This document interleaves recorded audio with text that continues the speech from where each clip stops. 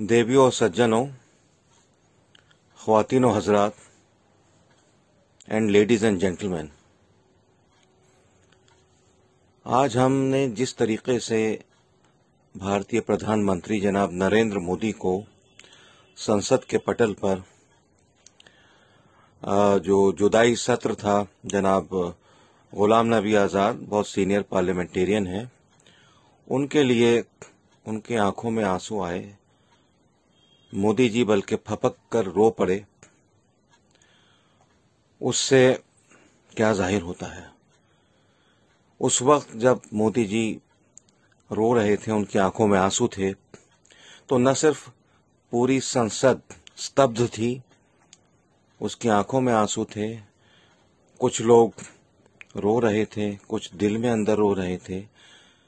पूरा हिंदुस्तान बल्कि दुनिया में जहां जहां संसद के इस सत्र को देखा जा रहा था, सभी लोग मेरा ख्याल है रो रहे थे। हमारी भी आंखें आप दीदा थीं। देखिए, इससे एक बात तो ये जाहिर होती है कि जहां प्रधानमंत्री मोदी सरकार को चलाने के तंत्र में, उसकी डीलिंग में जितने कठोरतम हैं और बहुत सख्त हैं, वहीं ऑन द अदर हैंड जब इंसानी रिश्तों की और मामलात की बात आती है, तो मैं समझता हूं कि उनसे कोई नर्म दिल दूसरा इंसान नहीं होगा। उनका दिल फूल की एक पंखुड़ी की माफिक है। एक मैं वाकया बताना चाहता हूं मोदी जी का। देखिए, पक्ष विपक्ष में मैं नहीं पढ़ना चाहता। मोदी जी को पशु पक्षियों का बड़ा शौक है, उनको पालते चले आए हैं अपने बचपन से, और अब जहां उनका निवास है, जहां वो रहते हैं, लोक कल्याण मार्ग, वहां पर उन्होंने कुछ मोर पाल रखे हैं। ये मोर उनसे इतना हिल गए हैं कि मतलब जब मोदी जी उनको दाना खिलाने के लिए बैठते हैं अपने हाथ से, या प्लेट में दाना देते हैं, जैसे भी देते हैं, तो मोर उनसे लिपट जाते हैं, चिपट जाते हैं। मोदी जी भी उनको बड़ा प्यार करते हैं, पुचकारते हैं। और ये समझिए कि एक ऐसा वो समा होता है कि देखने के अजीज दोस्तों, अस्सलाम वालेकुम, नमस्ते, सत श्री अकाल, गुड आफ्टरनून। आज का प्रोग्राम प्योर भारत के उस मसले पे है जो कि एक इंटरनेशनल साजिश चल रही है और जो कि हिंदुओं के खिलाफ एक मुनज़्ज़म, एक ऑर्गेनाइज्ड प्रोपेगेंडा हो रहा है। भारत से इसमें ज़ाहिर है बेशुमार लोग शामिल हैं। कुछ मूर्ख हिंदू भी हैं, जिसमें आप कह लें ये स्वरा भास्कर जो कह रही हैं कि 21 साला क्लाइमेट एक्टिविस्ट को गिरफ्तार करके ये लोग क्या साबित करना चाहते हैं, ये वो। अब सवाल ये है कि ये 21 साला क्लाइमेट एक्टिविस्ट, गरीब बेचारे जिसके पास कुछ भी नहीं है, वो इतना महंगा वकील कैसे कर ली है? तो मसला ये है कि ये 21 साला अकेली नहीं है, ये पूरा एक गैंग है, और उसके डिफेंस में वही लोग आ गए जो हमेशा आ जाते हैं। इसमें मैं सबसे पहले आऊँगा राना अयूब की तरफ। राना अयूब, मैं समझता हूँ कि भारत के लिए भारत की सरकार को सोचना चाहिए कि फ्रीडम ऑफ स्पीच की एक लिमिट होती है। इनके हमेशा ये एंटी इंडिया स्टैंड लेके आती हैं, और सबसे बड़ी बात यह है कि ये Washington post, New York times, time magazines वगैरह के अलावा कहीं और बात नहीं करती, और ट्वीट भी करेंगी तो president of the United states को टारगेट करके, टैग करके वो ट्वीट करेंगी। ये नज़र आ रहा है कि प्योर एक एंटी इंडिया एक्टिविज्म की जो फ्लैग बेरर है इस वक्त राना अयूब है। वॉशिंगटन पोस्ट के लिए इन्होंने आर्टिकल लिखा। इसमें क्या लिखती हैं मोहतरमा कि a Hindu monk, militant monk, Yogi Adityanath will be next prime minister of India. और फिर इनके बारे में, योगी जी के बारे में, कि ये एक एक्सट्रीमिस्ट हिंदुत्व हैं और हिंदू एक्सट्रीमिस्ट हैं और फलाने और ढुमकाने। ग्राउंड इनके पास कुछ नहीं, लेकिन चूंकि वॉशिंगटन पोस्ट पे जाता है। अब आप कहोगे कि जी हम इंडिया में कौन वॉशिंगटन पोस्ट पढ़ता है, तो यही तो मैं पूछना चाह रहा हूँ कि फिर ये राना अयूब साहिबा वहाँ पे क्यों लिखती हैं? वो इसलिए लिखती हैं कि जितने बड़े बड़े थिंक टैंक्स हैं जो कि पॉलिसीज़ बनाते हैं यूरोपियन यूनियन और अमेरिकन अथॉरिटीज़ की, वो ये अखबार को फॉलो करते हैं। जितने पार्लियामेंट्स हैं यूरोप के और दुनिया के, वो इन चीज़ों को वो करते हैं। मैं जानता हूं कि भारत किसी का मोहताज नहीं है, लेकिन बहरहाल एक ग्लोबल पर्सपेक्टिव में आप आइसोलेटेड होकर नहीं रह सकते। और ये राना अय्यूब है ना, ये एक इंटरनेशनल पर्सपेक्टिव बिल्ड कर रहे हैं। ऑलरेडी 2024 का इनको बुखार चढ़ा हुआ है। ये कह रहे हैं कि मोदी जी हमसे संभल नहीं रहे, अगर योगी जी आ गए तो हमारा क्या होगा। तो इनकी दुकानें बंद हो गई हैं, तो इसलिए ये बहुत ज़्यादा वो कर रहे हैं। वरना आप इसको देखें, अगर जो ये जो साजिश में ग्रेटा ने जो एहसान किया है हम सब पे, कि ग्रेटा की आप इस बात को तो मानेंगे कि इसने एक ऐसी बेवकूफ़ी कर दी जिससे कि सारी पोल पट्टियाँ खुल गई, सबकी नींदें उड़ गई जितने लोग इसमें शामिल थे। और टूल किट ने जो बेड़ा गर्क किया है इनकी साजिशों का, उसके क्या क्या असरात हो रहे हैं ये आपको भी अच्छी तरह पता है। ये एक साहब हैं जो कि कह रहे हैं, आप मतलब जैक पोसोबिक ये कह रहे हैं कि नए टेक्स्ट जो कि इंडियन पुलिस ने दिशा रावी के उसमें से निकाले हैं, उसमें एक्सीडेंटल जो टूल किट, जो इलीगल टूल किट के बारे में ग्रेटा ने वो कर दिया, उसने पूरी चीज़ों को एक्सपोज कर दिया है। और एक कैंडिस ओवेंस भी कह रही हैं कि अमेरिका में सब लोग इस बेवकूफ़ी की स्टोरी को फॉलो कर रहे होंगे। हम सबको पता है कि ग्रेटा रंगे हाथों पकड़ी गई है। She is a paid global propagandist that incites protest and unrest around the world।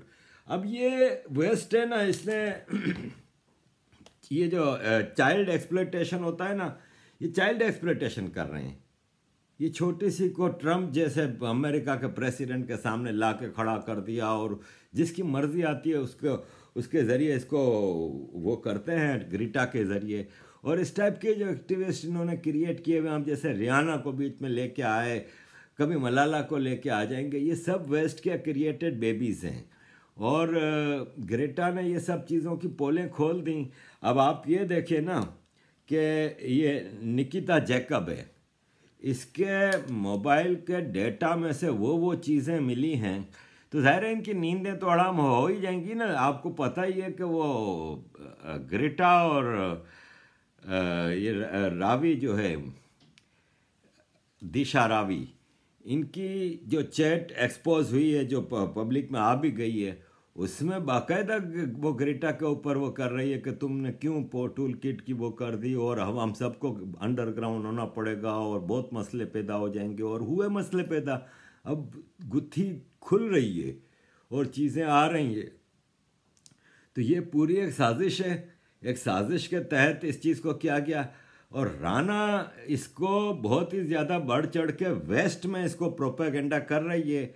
और अपने शीशे के महल में बैठ के वो समझती है कि पत्थर नहीं आएंगे तो पत्थर तो आएंगे और हम जैसे लोग तो सच बोलेंगे और तुम्हें नंगा करते रहेंगे पब्लिक के सामने कि तुम्हारी औकात क्या है और तुम्हारी हैसियत क्या है। ये जो तुम बातें कर रही हो, तुम जो भारत के खिलाफ साजिशें कर रही हो, उसकी तुम फ्लैग बेरर हो और तुम कोई मौका हाथ से नहीं जाने देती। वरना अगर तुम्हें इतना ही हिंदू एक्सट्रीमिज़म, तो फिर अगर तुमको बात करनी चाहिए एक्सट्रीमिज़म की, तो there is no comparison of Muslim extremism with any other religion. जो तुम्हारे भाईबंद कर रहे हैं ना, उसका तो मुकाबला ही कोई नहीं है। और वो चीज़ें कर रहे हैं यही नहीं, पूरी दुनिया में। ये बदबख्त राना अय्यूब ने कश्मीर में 2 पुलिस वालों को इसके भाई ने जाके गोलियां मार दी, उस पर एक लफ्ज़ नहीं बोली। ये जो अभी कश्मीर में 2 निहत्थे पुलिस वाले थे, अनाम थे, उनको राना अय्यूब के भाई ने जाके गोली मार दी, उसके बारे में तो कुछ नहीं बोल रही। तो इसको कोई एक्सट्रीमिज्म नज़र नहीं आ रहा। तो इसको नज़र नहीं आ रहा कि मेरे मास्टर्स जो इस्लामाबाद में बैठे हैं वो टेररिस्टों की खेप भर भर के भेज रहे हैं। तो इसको कुछ नज़र नहीं आ रहा। अब यहाँ पे आप ये देखें कि ये चीज़ें भी एक्सपोज हुई हैं कि फवाद चौधरी जो हैं पाकिस्तान के मिनिस्टर, ये खालिस्तानियों की डोरें हिला रहे हैं। एक लफ्ज़ नहीं बोलेगी राना अय्यूब। खालिस्तान क्या है? खालिस्तान प्योर इंडिया को तोड़ने की साजिश है ना। मुझे कोई एक ट्वीट निकाल के दिखाने का राना ने कंडेम किया हो किसी खालिस्तान को। मैं नहीं कह रहा कि आप फार्मर्स प्रोटेस्ट को कुछ कहें, लेकिन खालिस्तान को तो कहें ना। अगर तुम इतनी ही इंडिया की हमदर्द हो, तो तुम इतनी ही अगर भारत देश की हमदर्द हो, तो एक ट्वीट तो कर सकती हो कि खालिस्तानी गलत चीज़ कर रहे हैं, खालिस्तान इज अगेंस्ट इंडिया। एक लफ्ज़ नहीं बोली। आ जाएगी टेररिस्टों की दलाली करने के लिए। अब यहाँ पे आते हैं, सबा नकवी साहिबा ने अपना लोकसभा नाम से जो इन्होंने ड्रामा शुरू किया है, उसमें इन्होंने आज वीडियो डाली है करीना कपूर के ऊपर कि करीना कपूर को ट्रोलिंग की जा रही है और ये इनको मुस्लिम फोबिया हो गया है और ये मुसलमानों के खिलाफ पीछे हाथ धो के पड़ गए हैं। तो सबा साहिबा, बात दरअसल ये है कि सैफ अली खान ने अपने बड़े बेटे का नाम इब्राहिम रखा ना, तो किसी को कोई एतराज़ नहीं हुआ, क्योंकि वो प्योर एक इस्लामिक नाम है। आप अपने बच्चे का नाम उसामा भी रखेंगे ना, तो भी इसको कोई वो नहीं कर सकता कि उसामा बिन लादेन तो अभी आया है, 1400 साल पहले बड़े सहाबा होते थे उसामा। तो वो एक इस्लामिक नेम है और उनके ऊपर आप कोई नाम रखते हैं। लेकिन Taimur is not an Islamic name. मतलब तैमूर वो आदमी है जो कि एक दिन में लाखों इंडियन को दिल्ली में कत्लेआम करता है और ऐलान कर देता है कि जब तक मेरी तलवार नियाम में वापस नहीं जाती, तब तक मेरे लश्कर में किसी की तलवार रुकनी नहीं चाहिए। इसी दिल्ली में जहाँ पर सबा साहिबा आप रह रही हैं, जिन मुसलमानों की वकालत कर रही हैं, उन्होंने हिंदुओं का यहाँ पर कत्लेआम किया था। लाख से ज्यादा हिंदू मार दिए थे एक दिन में। किसने मारे थे? तैमूर ने। और फिर ये कोई आम आदमी नहीं है सैफ अली खान और करीना कपूर। ये सेलिब्रिटी हैं, इस मुल्क का खाते हैं, इनको इनके रुएं में इस मुल्क का कर्जा है। तो इनको आवाम के जज्बात का ख्याल रखना चाहिए। बच्चे का नाम रखना जाहिर है माँ बाप का राइट है, लेकिन आप नेशनल इंटरेस्ट के अगेंस्ट में नहीं जा सकते। अगेन बात आती है कि सैफ अली खान ने कितनी बातें कर दी, ये जो इनके भाईबंद इतना टेररिज्म फैला रहे हैं। तो फिर पब्लिक तो बोलेगी। जब सैफ अली खान और करीना कपूर अय्याशियाँ करते हैं इसी भारत के लोगों के पैसों के ऊपर, तो फिर पब्लिक की बात भी सुननी पड़ेगी। और आपको हमेशा आदत रही है दलाली करने की, ऐसे ही लोगों की। जैसे ये अरफा साहिबा हैं, ये भी योगी आदित्यनाथ जी, तो ये तो हो गया तो वो हो गया, तो इनको भी बड़ी चुल है। तो बड़े लोगों की मतलब नींदें उड़ी हुई हैं। इनको ये डर हो गया है कि मोदी जी दूसरा टर्म अभी तो आधा भी नहीं हुआ और धड़ाधड़ चीज़ें हो रही हैं। NPR आ गया, यूनिवर्सल पिनल कोड आ गया, ये सब चीज़ें आ गई। तो फिर हम लोगों का क्या होगा? यहाँ पे इन्फिल्ट्रेशन कैसे होगी? हमारा धंधा कैसे चलेगा? तो इनके धंधे बंद हो रहे हैं, इनकी बोलतियाँ बंद हो रही हैं। और पब्लिक, जैसे इन्होंने अब एक पेट्रोल का शोशा छोड़ा है, पेट्रोल 100 रुपये का हो गया। महाराष्ट्र गवर्नमेंट भी भगवान शांति दे बाला साहब की आत्मा को, बड़ी तड़पती होगी जो हरकतें देख रहे हैं महाराष्ट्र में। महाराष्ट्र गवर्नमेंट, जैसे अभी सचिन तेंदुलकर और लता मंगेशकर जी जैसे अजीम शख्सियत के बारे में इन्होंने कहा कि इंक्वायरी होगी कि उन्होंने मोदी जी के फेवर में ट्वीट कैसे कर दी। तो वो मोदी जी के फेवर में नहीं थी, वो इंडिया की फेवर में थी। इंटरनेशनल साजिशों को बेनकाब करने के लिए इन्होंने आके अपने भारत को लिए वो किया था। तो अब इन्होंने नया ऐलान किया है कि अक्षय कुमार और अमिताभ बच्चन के ख़ानदान को हम यहाँ पे शूटिंग नहीं करने देंगे महाराष्ट्र में, इसलिए कि इन्होंने पेट्रोल की प्राइसेस बढ़ी हैं उस पर कुछ बोले नहीं। तो पेट्रोल की प्राइसेस जहाँ तक मेरे इल्म में है तो उन प्रोविंसेस, उन स्टेट्स में जहाँ पे मोदी जी की बीजेपी की सरकार नहीं है, वहाँ पे ज़्यादा है बनस्बत उन स्टेट्स में जहाँ पे बीजेपी की सरकार है, वहाँ पे कम है। और फिर भी एक पेट्रोल के प्राइस के ऊपर ये चीज़ों के फैसले नहीं होते, ये भारत के मुस्तकबिल के फैसले हैं। उसके लिए बड़े बड़े काम करने पड़ते हैं। इन छोटी छोटी चीज़ों को आपको तो हर चीज़ का इशू बनाना है ना, आपको तो हर चीज़ का इशू बनाना है। पब्लिक क्या चाहती है ये आप खुद देख लें। हेलो फ्रेंड्स, जय हिंद। आज इस वीडियो के माध्यम से मैं श्री नरेंद्र मोदी जी और श्री अमित शाह को ये बताना चाहता हूँ कि ये जो पेट्रोल के दाम इतने बढ़ रहे हैं, 95 रुपीज, 96 रुपीज, ये 100 रुपए तक होगा तब तक ठीक है। अगर उससे ज्यादा हुआ ना तो याद रखना, मैं इलेक्ट्रिक गाड़ी खरीद लूंगा, लेकिन वोट तो मैं मोदी को ही दूंगा। मसला ये है कि ये जो खास तौर पे ये मुस्लिम जर्नल्स हैं, अरफा, राना और सबा, ये कभी भी किसी मुसलमान की गलत कार्य पे नहीं बोलेंगी। और आपको इस मुल्क में अगर कोई गंदे काम होते हुए, कोई गलत काम होते हुए मिलेंगे तो वो अल्लाह के फजल व करम से मुसलमान ही करता हुआ मिलेगा आपको। जैसे ये रोटी वाला वाक़या हुआ मेरठ में, जो रोटी पे थूक के वो कर रहा था, नौशाद मुसलमान निकला ना, पकड़ा गया बाद में, जाहिर है। तो मतलब बंदा बैठ के सोचे कि उसको मजदूरी मिली थी उधर, मुफ्त में तो वो काम नहीं कर रहा था। ये हक अदा करते हो। अगर इतने ही तुम लोग मुसलमान हो तो फिर मुसलमान का ये तो फ़र्ज़ नहीं है, मुसलमान को तो अपने हलाल की रोटी कमाने के लिए हक अदा करना होता है। ये थोड़ी होता है कि तुम उस पर थूको। तुम तो फिर मुसलमान भी नहीं रहे ना इस तरह तो। या फिर वो अभी जो वापस लव जिहाद का वाक़या हुआ है कि लड़की ने मना कर दिया शादी से तो कत्ल कर दिया। या फिर मंदिर से वो जो पकड़े गए हैं, जो चोरी करते हुए, कई मंदिरों से चोरियां करते हुए पकड़े गए हैं, ये भी मुसलमान है। मुसलमान तो आपको यहाँ पर करते हुए नजर आएंगे। मतलब बॉटम लाइन ये है कि आप ये देखें कि कश्मीर में जो 2 पुलिस वालों को एक आतंकवादी आके मारता है, उस पर तो बोलना बनता है ना। ये तो हो गई मुस्लिम जोर्नो। लेकिन आप सवारा भास्कर जैसे लोगों को क्या करेंगे, या आप इसका क्या करेंगे, ये टाइम मैगजीन के लिए जो लिखती है सिमरनजीत सिंह।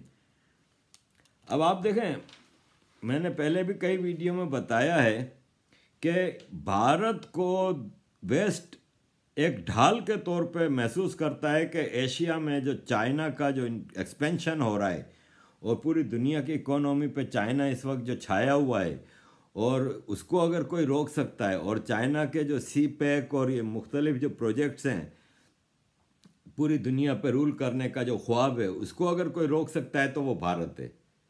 इस पर कोई दो राय नहीं है। वेस्ट में सब कंसेंसस बिल्ट है कि भाई ये भारत इसको कर सकता है। अब उसको मलाइन करने के लिए ये आप देखें कि ये सिमरनजीत सिंह एक इंडियन लड़की टाइम मैगजीन में आर्टिकल लिखती है उसमें कि भारत में डेमोक्रेसी ख़त्म हो रही है, भारत में डिक्टेटरशिप आ रही है, तो भारत की डेमोक्रेसी ख़तरे में है और वेस्ट को इसके बारे में सोचना चाहिए। और क्या चाहते हैं ये लोग? मतलब डेमोक्रेसी का इनका मतलब क्या है कि भारत की जो 12-13% पॉपुलेशन, मुस्लिम पॉपुलेशन है, उसने हाईजैक किया हुआ था पूरे भारत को, वो इनकी नज़र में डेमोक्रेसी थी। डेमोक्रेसी तो ये है मेजॉरिटी रूल्स भाई। और मसला ये है कि खाली 2019 के इलेक्शन नहीं, इसके बाद के तमाम इलेक्शन आप देख लेना भाई, हर इलेक्शन में इनका रिजल्ट क्या आ रहा है। अभी इस इलेक्शन में देख लें, बीजेपी ने पछाड़ दिया। अब इसके बाद भी आपको बिहार के इलेक्शन हो, मध्य प्रदेश के इलेक्शन हो, गुजरात के इलेक्शन हो, बाई इलेक्शन हो, स्टेट इलेक्शन हो, सब में तो बीजेपी आगे आ रही है। मोदी जी जाते हैं कलकत्ता तो जगह नहीं बचती, इतना आदमी आ जाता है। अब इन सबकी नैया डूब रही है तो इनकी डेमोक्रेसी खतरे में है। तो ये जो मेजोरिटी जो मोदी जी के साथ है और बीजेपी के साथ है, ये इंसान नहीं है, ये भारतीय नहीं है, इनका वोट हैसियत नहीं रखता। तो ये है कि मैं समझता हूँ कि मामला इतने आसान नहीं है। ज़रा सुनिए ये मोहतरमा भी क्या फरमाती है। लेकिन सच बात तो ये है कि जैसे मैंने कहा कि भारत का कुछ नहीं बिगाड़ा दुश्मन की तलवारों ने, और भारत को बर्बाद किया है भारत के गद्दारों ने। क्योंकि पृथ्वीराज के साथ यदि जयचंद गद्दारी ना करता तो सपने में भी गौरी साहबुद्दीन कदम यहाँ ना धरता। सोमनाथ पर यदि पुजारी दिखलाता कायरता ना तो गजनी का महमूद खजाना यहाँ के धन से भरता ना। और ईसाइयों की तादाद बढ़ाई बेहुदे प्रचारों ने, और भारत को बर्बाद किया है भारत के गद्दारों ने। अगर अपने ही गद्दार न होते तो इस भारत के टुकड़े भी हर बार न होते। जिस देश में रामायण के अखंड पाठ होते रहते हैं उस देश को खंड खंड कर दिया जाए, तुम्हारी आंखों के सामने टुकड़े टुकड़े कर दिए जाए और तुम देखकर तमाशबीन होकर तमाशा देखते रहो।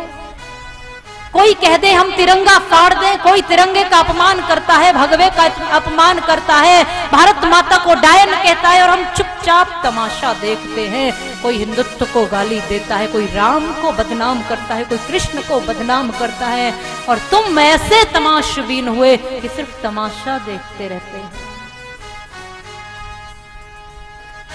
इसलिए मैं कहती हूँ, बहुत चिंतन करके मैं कहती हूँ कि अगर अपने ही गद्दार न होते तो इस भारत के टुकड़े भी हर बार न होते, और न आकर बसते विदेशी यहाँ, और फिर हम न सीखते बुरी आदत, फिर लूट हत्या और बलात्कार न होते। ये तो त्यागियों का देश है, ये तपस्वियों का देश है, ऋषि मुनियों का, ज्ञानियों का, राम कृष्ण। फतेहपुर सीकरी के बारे में जावेद अख्तर जैसे हमारे अजीम हिस्टोरियंस ये फरमाते हैं कि ये अकबर ने एक शहर आबाद किया था।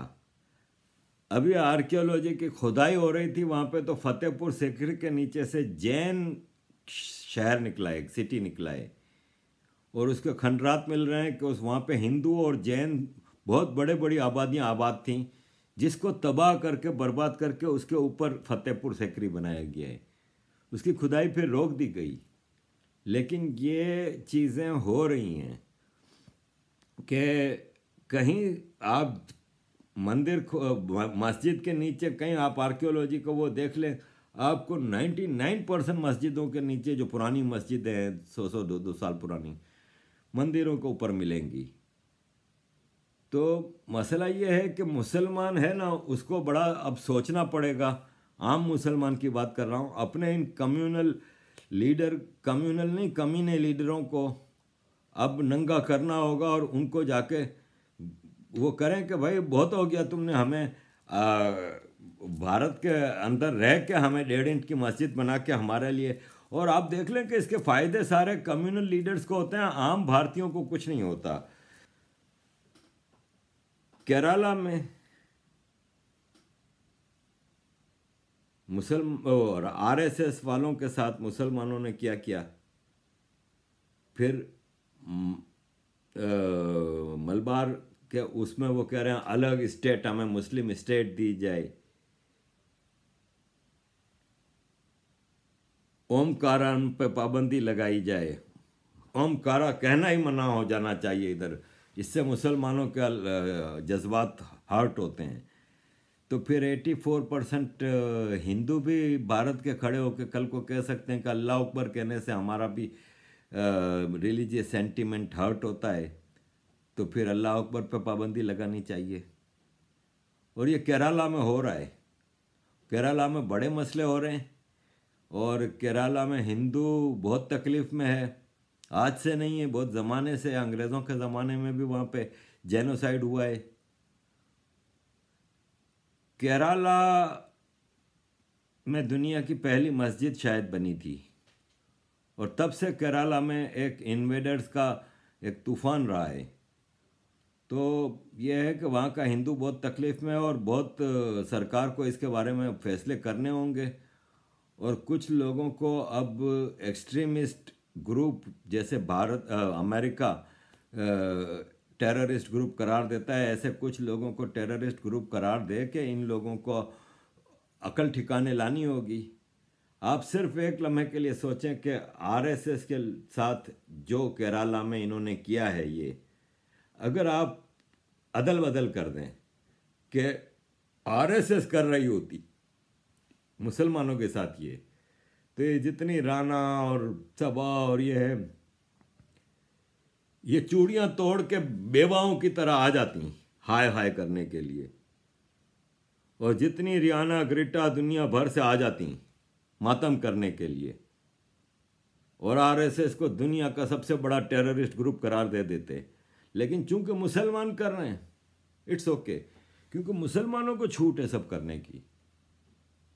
और ये मैं मेजॉरिटी मुसलमान की बात नहीं कर रहा हूं, मैं इस एक्सट्रीमिस्ट माइंडसेट की बात कर रहा हूं। भारत को ज़रूरत है एक जो आम मुसलमान हैं, जो निगत अब्बास जैसे हैं, जो शहजाद पूनावाला जैसे हैं, जो आरिफ मोहम्मद खान जैसे हैं, जो सबूई खान जैसे हैं, जो आपके सदर थे अब्दुल कलाम साहब, इस तरह के लोगों की ज़रूरत है, इस तरह के मुसलमानों की ज़रूरत है। इस सिलसिले में यह है कि मुसलमानों को आगे बढ़ के चीज़ों को अपने कंट्रोल में लेना होगा, अपने हाथ में लेना होगा, और ऐसे कम्युनल लीडर को अपनी कम्युनिटी से निकाल बाहर फेंकना होगा और इन लोगों को नंगा करना होगा। ये हिंदुओं का देश था, सेक्युलर है, सब उसमें रह रहे हैं, मुसलमान क्रिश्चियन सब आ गए, हिंदुओं ने इनको जगह दी है। लेकिन आज भी ये मेजॉरिटी हिंदू देश है, और इसमें आप मेजॉरिटी की फीलिंग को हर्ट करेंगे तो खुद अपने लिए नुकसान पैदा करेंगे। आज का हिंदू जाग गया है, अपने राइट्स के बारे में बात कर रहा है, वो किसी पे जुल्म नहीं कर रहा, और उसको ये हक है कि वो अपने देश में अपने राइट्स को फुल्ली इंजॉय करे। अजीज़ दोस्तों, थैंक यू वेरी मच आप लोगों के ध्यान का, आप लोग मेरा इतना ख्याल रखते हैं। मेरी सेहत के हवाले से मुझे काफ़ी स्ट्रेस थी, काफ़ी अरसे से कुछ मसले हो रहे थे, मेरे सर में बहुत दर्द रहता था, तो एक स्ट्रेस थी कि आपको पता है कि अब ओल्ड एज में आके चीज़ें वो हो जाती हैं, तो बड़ा डर था। लेकिन मेरे कई टेस्ट हुए और कई चीज़ें हुई, और आज ही मुझे ये रिपोर्ट मिली, मेरे डॉक्टर ने मुझे बताया है कि सब रिपोर्ट्स क्लियर आई हैं और ये माइग्रेन का ही मसला है, बाकी कोई सीरियस इशू नहीं है, तो होपफुली वो ठीक हो जाएगा। सिक्योरिटी के हवाले से तो इशू हैं ही, लेकिन अब ये तो बहरहाल हमारी जो जंग है उसका हिस्सा है, और ये जंग में हम जारी व सारी रखेंगे। आप सबके सपोर्ट्स पे हम चलते हैं, और आपकी जो इतनी दुआएं हैं, मोहब्बत है, सपोर्ट है, उसका धन्यवाद। मैं इंडिविजुअली सबको लेटर्स का, कमेंट्स का जवाब नहीं दे पाता, लेकिन मेजॉरिटी ऑफ कमेंट्स या लेटर्स में पढ़ लेता हूँ, लेकिन फिर मेरे पास इतना टाइम नहीं होता कि मैं ये सब चीज़ें कर सकूँ। लेकिन आप सबकी मोहब्बत का मकरूज़ हूँ मैं, and thank you very much, keep supporting. जय हिंद, जय श्री राम, वंदे मातरम।